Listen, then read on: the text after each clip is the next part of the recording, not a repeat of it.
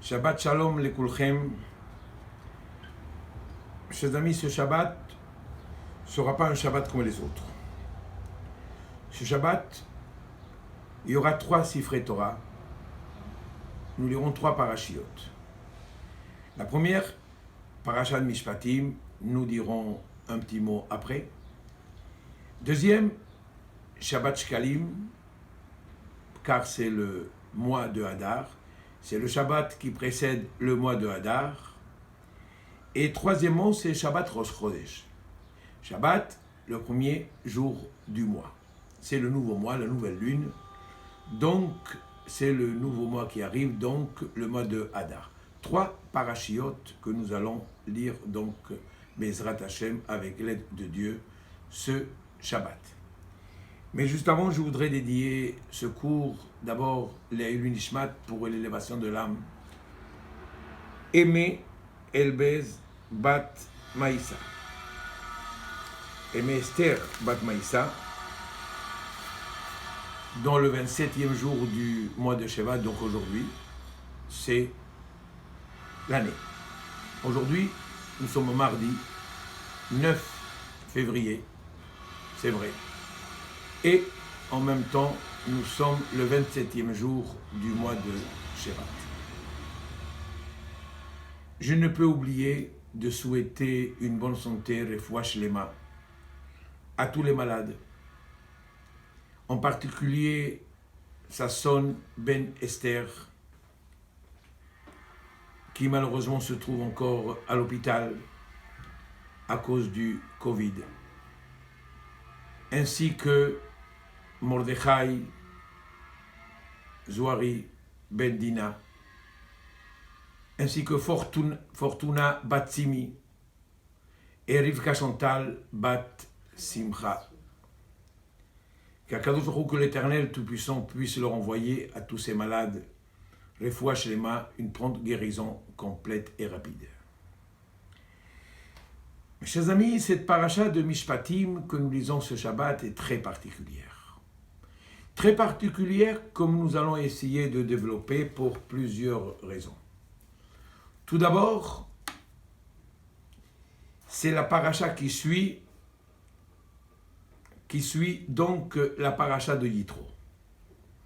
Et si je lis le premier verset de la paracha qui nous dit Ve'ele hamishpatim asher tasim livnehem.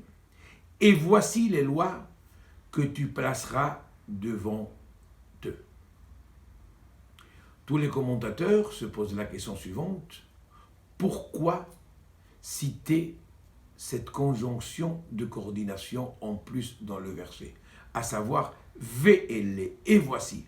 On aurait dû dire normalement voici. Nous savons très très bien qu'il n'y a jamais une lettre superflue dans la Torah, ni un mot. Tout en vérité a une raison particulière. Rashi nous explique que chaque fois qu'on dit elle, voici, ça voudrait annuler ce qui a été dit auparavant. Mais lorsqu'on dit Ve'ele, et voici, ça vient tout simplement ajouter, c'est la suite directe de ce qui a été dit auparavant. Nous savons que Yitro, dans la paracha de Yitro, que nous avons lu la semaine dernière, il y avait un événement extraordinaire, une situation aussi extraordinaire qui est Kabbalat Torah. Autrement dit, lorsque les enfants d'Israël se sont trouvés tous au pied du mont Sinaï et qu'ils ont reçu la Torah, ils ont reçu les 10 commandements. Il faut savoir qu'à propos de ces 10 commandements, les 2 premiers commandements, c'est-à-dire Anochi Hashem Elokecha, je suis l'Éternel votre Dieu, ainsi que le deuxième, Lo Yiyeh Lecha Elokim Acherim Alpanai, n'ayez pas d'autres dieux devant moi. Ces 2 premiers commandements ont été cités par Dieu lui-même. Et il aurait dû continuer à citer aussi les 10. Mais les enfants d'Israël ont eu très peur. On ne peut plus continuer à écouter donc cette voix céleste. Moshe, je t'en prie, dis-nous toi la suite. Mais ces 2 premiers commandements, Ce n'est pas seulement le peuple d'Israël qui l'a entendu, mais toutes les nations du monde ont aussi entendu ces 2 premiers commandements. Ils les ont entendus comme il se doit, et c'est la raison pour laquelle tout le monde croit en Dieu. Surtout aujourd'hui, tout le monde a une certaine foi, chacun effectivement d'une façon différente. Cela dépend de sa ferveur, de son approche avec Dieu. Mais les 2 premiers commandements, comme les autres commandements, tout le monde y croit. Le monde entier croit, parce qu'on sait très bien que c'est Dieu lui-même qui nous les a donnés. Ça, c'est sûr. Mais est-ce que les lois qui sont citées dans la paracha de Mishpatim, tout le monde y croit? Ce n'est pas sûr. Ce n'est pas sûr parce que toutes les lois qui vont être citées dans Mishpatim vont être des lois sociales. On va vous expliquer en quoi consistent ces lois sociales. Mais juste avant, certains me reconnaissent.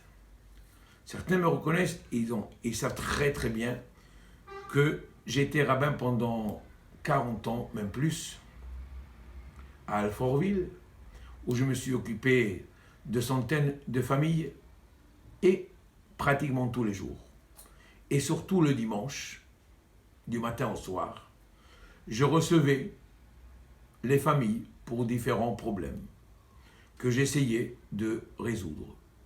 Des fois, j'ai réussi, des fois, je ne réussissais pas. Mais il y avait un point commun dans toutes les questions que l'on me posait.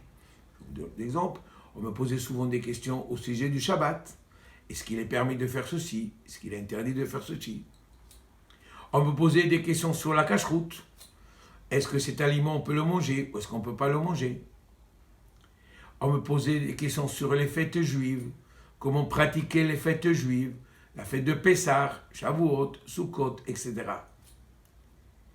Mais mes chers amis, je vous fais un aveu aujourd'hui. Je n'ai pratiquement jamais entendu de la part de quiconque la question suivante.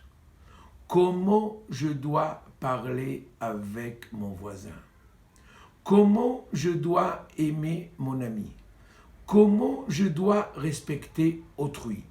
Toutes ces questions, je ne les ai jamais entendues. Comme si ça n'existait pas.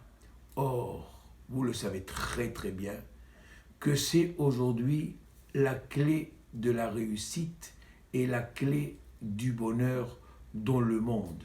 Savoir aimer l'autre, savoir respecter l'autre, savoir se partager aussi avec l'autre, savoir donner de l'affection morale, spirituelle, financière s'il le faut, aussi donc à l'autre. C'est ces questions que nous allons évoquer dans la paracha de Mishpatim.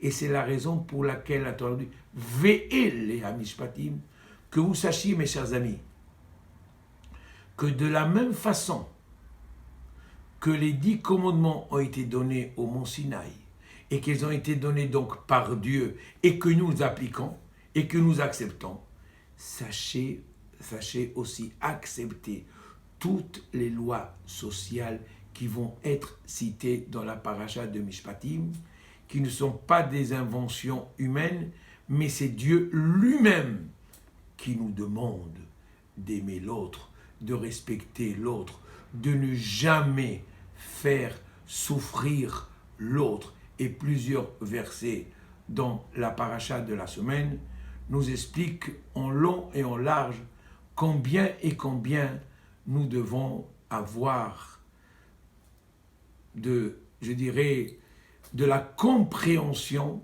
en se mettant toujours à leur place.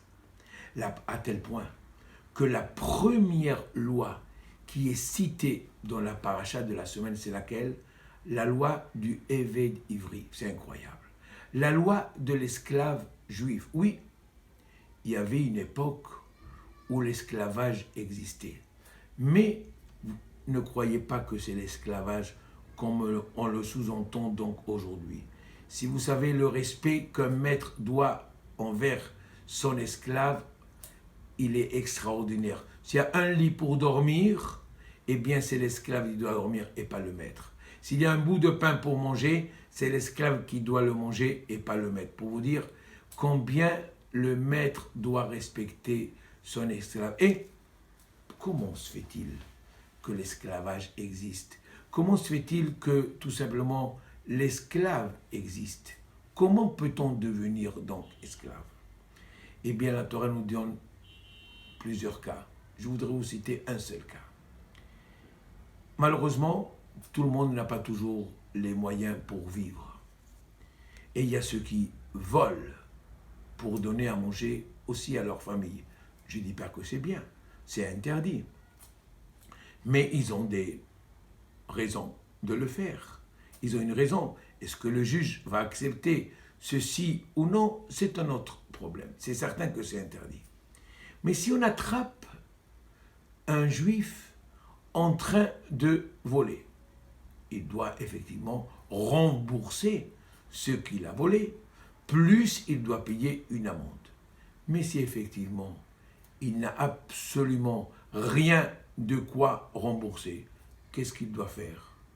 Eh bien tout simplement, il doit travailler plusieurs années pour le mettre, pour rembourser donc sa dette. C'est extraordinaire. Il n'y a pas de prison. La prison dans le judaïsme n'existe pas. Mais comment est-ce qu'on va résoudre donc ce problème? Comment est-ce qu'on va éduquer ce voleur à ne plus voler? Simplement en vivant chez quelqu'un pendant un certain temps. Pendant un certain temps, il va apprendre à vivre chez la personne en question. Il va apprendre à bien se conduire. Ça, c'est une chose. Mais ce qui est très important, c'est que pendant toute cette durée d'esclavage, le maître lui doit tout le respect possible.